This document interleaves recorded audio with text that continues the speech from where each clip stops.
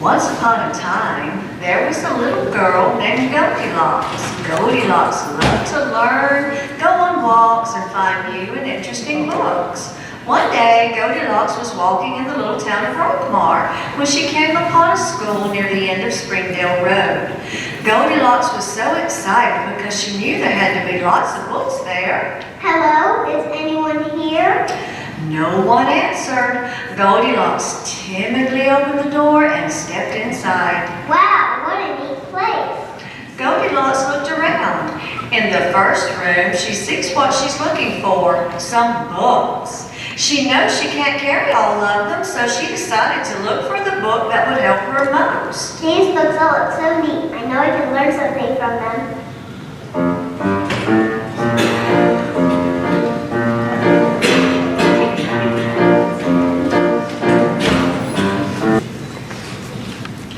Goldilocks looks around. In the first room, she sees what she's looking for, some books. She knows she can't carry all of them, so she decided to look for the book that would help her most.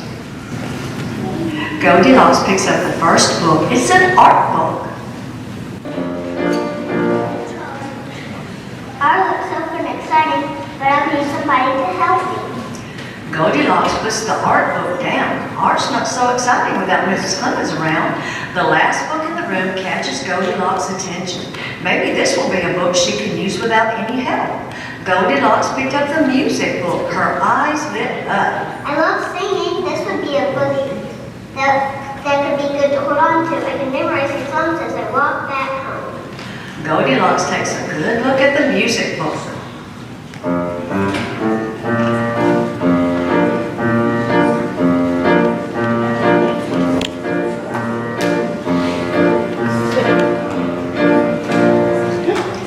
Goldilocks liked the music book so much, she decided to stick it in her backpack.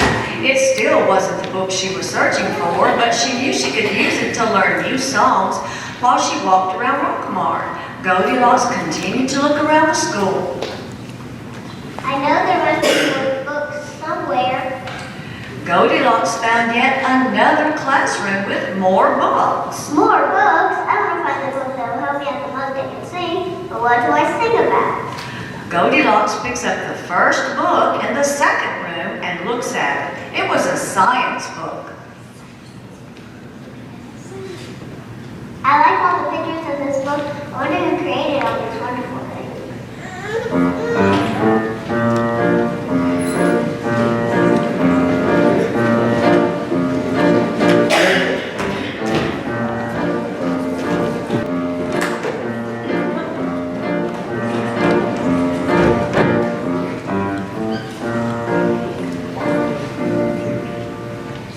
Goldilocks looks at all the wonderful things God has made.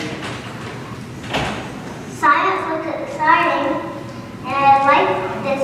And this book has wonderful pictures, but I know there's a book somewhere that'll tell me of its creator, so I will keep looking. Goldilocks puts the science book down. She looks around and there she sees another book. This book has fancy letters in it. I like the looks of this book.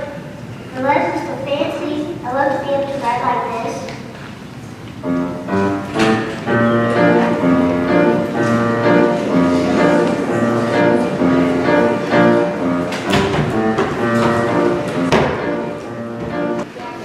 Learning to write in cursive will be neat, but I will need to wait for Mrs. Clemens to come back and teach me. Goldilocks puts the K-5 writing book down and continues looking around the room for more exciting books. The last book in this room looked just right. It was a book of poems. This is a lot like the book in my backpack that I like so much.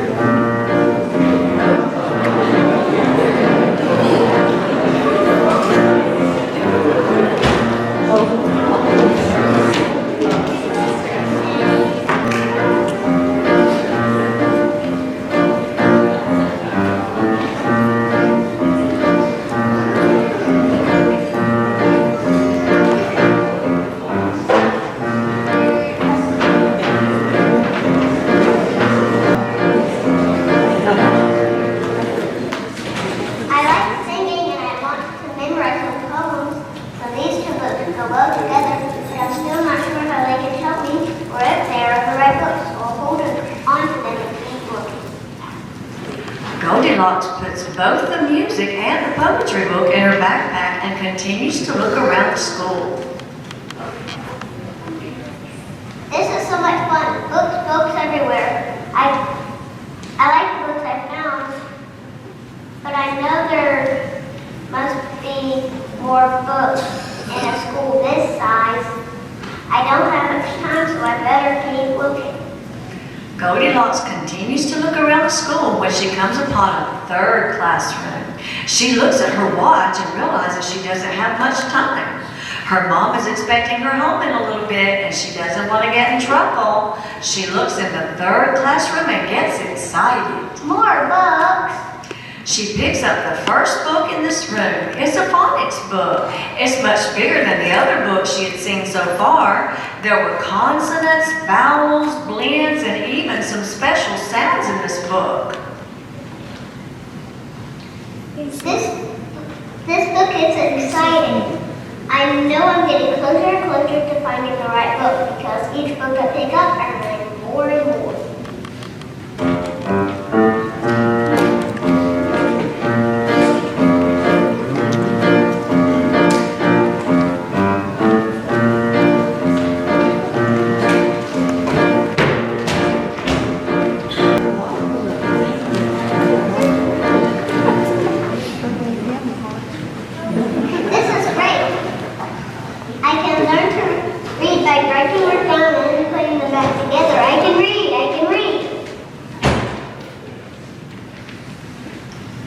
Goldilocks turns to the next book in this room. Now that she can read, she's so excited because she can learn the songs in her songbook and memorize the poems in her poetry book. But could she find a book that she would never get tired of and read continually?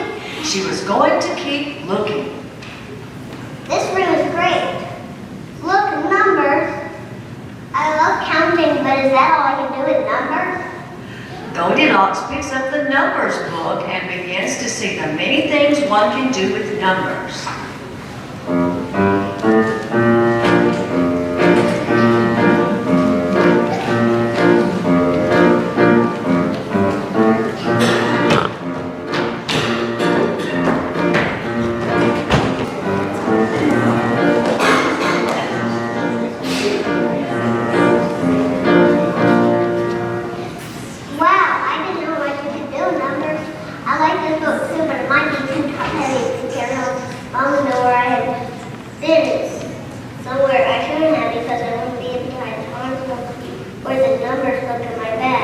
I wonder if there's a smaller book I could sneak home that would have all the things I learned today in. Goldilocks puts down the numbers book and looks around. She looks at her watch and then pulls the song book and poetry book out of her bag. If I could take one of these home, which one would be the best? Goldilocks looks at both books. Neither one of them was the best. Then out of the corner of her eye, she sees a little black book. She goes to see what kind of book it is. It didn't look very pretty, but it was smaller than the others she had seen, and it would be easy to sneak home. Mom always said, don't judge a book by its cover. Goldilocks opens the book. There were no pictures, just some numbers and a lot of little words. It didn't look very exciting. Goldilocks began to think about what she had seen in the other two rooms and even the room she was in. If I sound these words out the way I learned from the bonus book, no one can read it, maybe you'll get more excited since there are no pretty pictures. Goldilocks gives it a try and begins to really enjoy what she's reading. But what is this book, she thought? Could it be the book she was looking for?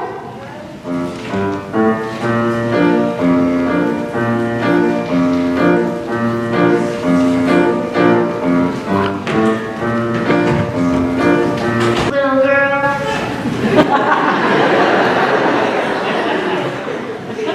Goldilocks is startled and stares at the three, wondering if she was about to get into trouble. Don't be afraid. I was just wondering what you're reading. We noticed that you looked through some of the books we have, but have discovered the best book ever written. Goldilocks got so excited. So you know about this